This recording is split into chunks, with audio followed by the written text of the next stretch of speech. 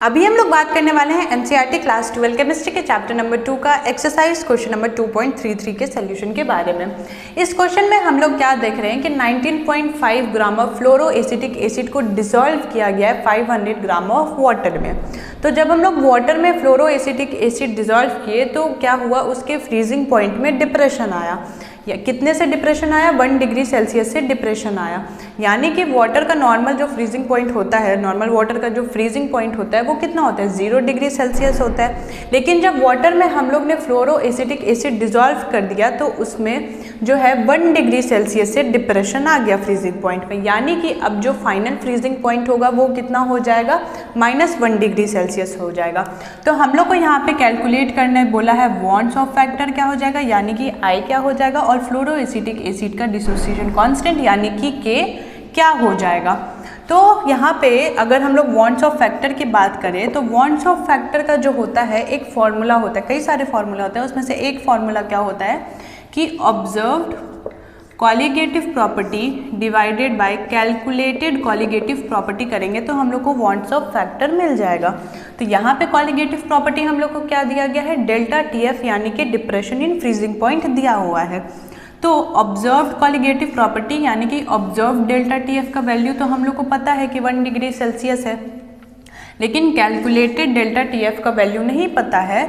तो calculated delta TF हम लोग को सबसे पहले निकालना होगा, जिसका कि फॉर्मूला क्या होता है, KF मल्टीप्लाई बाय मोलालिटी। और हम लोग तो मोलालिटी भी नहीं निकाले हैं, तो मोलालिटी निकालने के लिए सबसे पहले मोलालिटी का फॉर्मूला क्या होता है, number of moles of solute divided by weight of solvent in kg।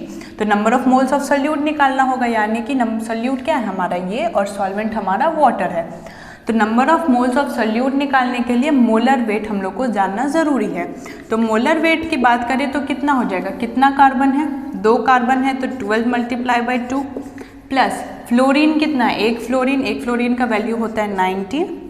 तो और फिर हाइड्रोजन कितना है 3, तो 1 मल्टीप्लाई बाई 3 प्लस ऑक्सीजन कितना है 2, तो 16 मल्टीप्लाई बाई 2, एक ऑक्सीजन का 16 होता है तो 16 मल्टीप्लाई बाई 2।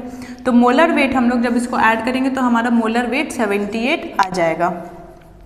तो अब हम लोग क्या करेंगे, number of moles of solute निकालेंगे, weight divided by molar weight. Weight कितना है 19.5 डिवाइडेड बाय मोलर वेट कितना आया 78। तो 19.5 डिवाइडेड बाय 78 करेंगे तो हमारा वैल्यू आ जाएगा 0.25 मोल, यानी कि नंबर ऑफ मोल्स कितना आया 0.25।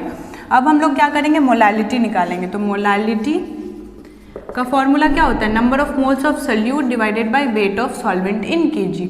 तो हमारा जो सॉल्वेंट वाटर दिया है, वो जो वाटर जो सॉल्वेंट है वो 500 ग्राम दिया गया। तो ग्राम को क्या करेंगे, kg में चेंज करेंगे, जिसके लिए 1000 से डिवाइड करेंगे तो हमारा वैल्यू कितना आ जाएगा 0.5 kg। नंबर ऑफ मोल्स कितना है 0.25 divided by weight of solvent in kg 0.5। यहाँ से पॉइंट उठेगा तो 10, यहाँ से पॉइंट हटेगा तो यहाँ पे 100, ये 0 से ये 0 कैंसिल, और ये 5 से 5, यानी कि मोलालिटी हमारा कितना आया 0.5 मोल पर kg आया। अब क्या हो जाएगा, कैलकुलेटेड TF का वैल्यू हमारा क्या हो जाएगा, KF मल्टीप्लाई बाय मोलालिटी, जिसकी 0.5 आया। KF का वैल्यू कितना होता है 1.86 होता है, मल्टीप्लाई बाय 0.5, जिससे कि आ जाएगा ये 0.93 डिग्री सेल्सियस। यानी कि कैलकुलेटेड TF यानी कि calculated depression in freezing point कितना आया 0.93 डिग्री सेल्सियस आया। अब हम लोग क्या करेंगे, वॉन्ट्स ऑफ फैक्टर निकालेंगे, जिसका कि फॉर्मूला क्या है, ऑब्जर्व्ड CP। ऑब्जर्व्ड किया गया कितना आया, ऑब्जर्व्ड डेल्टा TF कितना है 1 divided by calculated delta TF कितना आया हमारा 0.93। यहाँ से पॉइंट हटेगा तो 2 0 आ जाएगा, जिसके बाद हम लोग जब 100 डिवाइडेड बाय 93 करेंगे तो हमारा वैल्यू आएगा 1.0753। तो ये हमारा वॉन्ट्स ऑफ फैक्टर का वैल्यू आया, कितना आया 1.0753। अब हम लोग क्या करेंगे, डिसोसिएशन कांस्टेंट पे काम करेंगे। तो सबसे पहले इसको रब कर लेते हैं। तो अब हम लोग क्या करेंगे, ये फ्लोरो एसिटिक एसिड का डिसोसिएशन कांस्टेंट यानी कि Ka फाइंड करेंगे। तो हम लोग जो है जैसे CH2FCOOH को जब वाटर में डिसॉल्व करेंगे तो ये किस तरह से आयोनाइज करेगा, ये OH का ही बॉन्ड टूटता है, तो फिर क्या हो जाएगा CH2FCOO- प्लस H प्लस। इस तरह से ये आयोनाइज करेगा, यानी कि टूटेगा जब हम लोग इसको वाटर में देंगे। तो हम लोग क्या मानते हैं कि इसका जो है हम लोग 1 मोल लिए हैं, ठीक है। इस एसिड का क्या किए हैं, 1 मोल लिए हैं, और जब टाइम 0 था तो ना ही ये फॉर्म हुआ ना ही ये फॉर्म हुआ, यानी कि जब इसका क्या किए 1 मोल लिए, फ्लोरोएसिटिक एसिड का 1 मोल लिए, और जब रिएक्शन नहीं हो रहा था तो ना ही ये फॉर्म हुआ ना ही ये फॉर्म हुआ। लेकिन हम लोग को पता है ये एक टाइम में क्या होगा, इक्विलिब्रियम में पहुंच जाएगा। तो जब इक्विलिब्रियम में पहुंचेगा तो फिर क्या होगा कि इस 1 मोल का कुछ पोर्शन ये बनेगा और कुछ ये बनेगा, 1 में से कुछ ये बनेगा और कुछ वो बनेगा। तो जो जैसे ये 1 है तो इसमें 0 पॉइंट समथिंग ये बनेगा और 0 पॉइंट समथिंग ये बनेगा। तो वो जो फ्रैक्शन ऑफ अमाउंट जो बनेगा उसको हम लोग अल्फ़ा से डिनोट करते हैं, यानी कि अल्फ़ा क्या हो जाता है, alpha is equal two degree of dissociation. Alpha को हम लोग क्या नाम देते हैं, डिग्री ऑफ डिसोसिएशन। ये जो फ्रैक्शन ऑफ अमाउंट जो यहाँ पे बनेगा इस कंपाउंड इसका जो कुछ अमाउंट बनेगा उसको हम लोग क्या बोलते हैं, डिग्री ऑफ डिसोसिएशन बोलते हैं, जो कि अल्फ़ा अल्फ़ा हो जाएगा और यहाँ पे 1 माइनस अल्फ़ा हो जाएगा, ठीक है। लेकिन यहाँ पे हम लोग 1 मोल लिए, लेकिन हम लोग जो मोलालिटी निकाले थे इस सोल्यूशन का वो तो कुछ और ही आया था, 1.0 कुछ और ही आया था मोलालिटी उसका, समथिंग 1 तो नहीं था लेकिन उसका मोलालिटी यानी कि मोलर कॉन्सेंट्रेशन। यहाँ पे हम लोग क्या लिए, 1 मोल लिए हैं इस कंपाउंड का, लेकिन हम लोग जो मोलर कॉन्सेंट्रेशन निकाले थे इस सोल्यूशन में तो वो तो कुछ और ही था। तो हम लोग यहाँ पे क्या कर लेते हैं, उस मोलर कॉन्सेंट्रेशन को C से डिनोट कर देते हैं। क्या चीज़ से डिनोट कर देते हैं, C से कर देते हैं। तो यहाँ भी C से मल्टीप्लाई हो जाएगा, यहाँ भी C से मल्टीप्लाई हो जाएगा और यहाँ भी C से मल्टीप्लाई हो जाएगा। अब हम लोग क्या करेंगे, Ka यानी कि डिसोसिएशन कांस्टेंट का वैल्यू फाइंड आउट करेंगे। तो उसका फॉर्मूला क्या होता है, राइट साइड का कॉन्सेंट्रेशन का multiple divided by left side का कॉन्सेंट्रेशन करेंगे तो हम लोग को डिसोसिएशन कांस्टेंट मिलेगा। राइट साइड का कॉन्सेंट्रेशन क्या है, C alpha multiply by C alpha divided by left side का कॉन्सेंट्रेशन C1 माइनस अल्फा करेंगे तो हम लोग को क्या मिलेगा, डिसोसिएशन कांस्टेंट मिलेगा। ये C से ये C कैंसिल हो गया तो फिर क्या बचा, C alpha square divided by 1 minus alpha. तो ये है हमारा Ka का formula.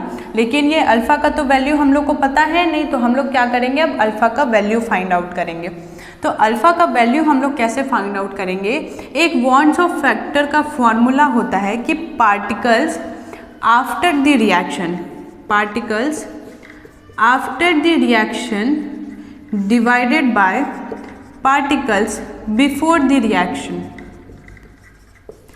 Particles after the reaction और पार्टिकल्स बिफोर द रिएक्शन करेंगे तो हम लोग को वॉन्स ऑफ फैक्टर मिलेगा, और वॉन्स ऑफ फैक्टर का तो हम लोग को वैल्यू पता ही है। तो हम लोग इससे अल्फ़ा का फाइंड आउट कर लेंगे। कैसे, देखिए, पार्टिकल्स आफ्टर द रिएक्शन देखिए तो जब इक्विलिब्रियम में गया तो रिएक्शन हुआ तो पार्टिकल्स क्या क्या था, ये C तो कॉन्सेंट्रेशन है, पार्टिकल्स क्या बना, ये अल्फ़ा बना, ये अल्फ़ा बना और ये बना।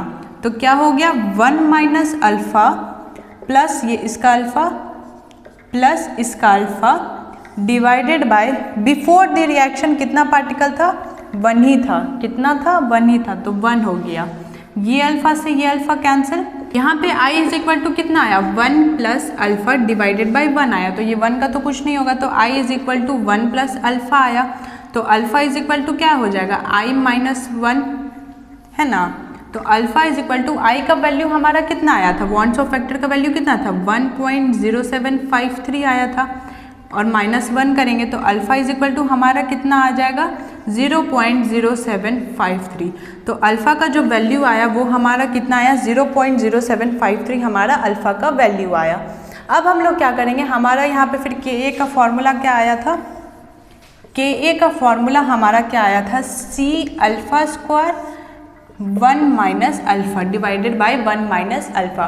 ये 1 के कंपैरिजन जो अल्फ़ा जो होता है वो बहुत ही छोटा होता है, तो इसलिए हम लोग क्या करेंगे, इसको नेगलेक्ट कर देंगे। तो ये पूरा किसके बराबर हो जाएगा, 1 के बराबर हो जाएगा, यानी कि K is equal to C alpha square divided by 1 हो जाएगा, जो कि K is equal to C alpha square हो जाएगा। तो K A is equal to C. C मतलब क्या है? कॉन्सेंट्रेशन। और हम लोग का इस क्वेश्चन में क्या कॉन्सेंट्रेशन निकला था? मोलर कॉन्सेंट्रेशन निकला था, यानी कि मोलालिटी निकला था। वो मोलालिटी कितना निकला था? 0.5 निकला था। मल्टीप्लाई बाय अल्फा का वैल्यू कितना आया? 0.0753।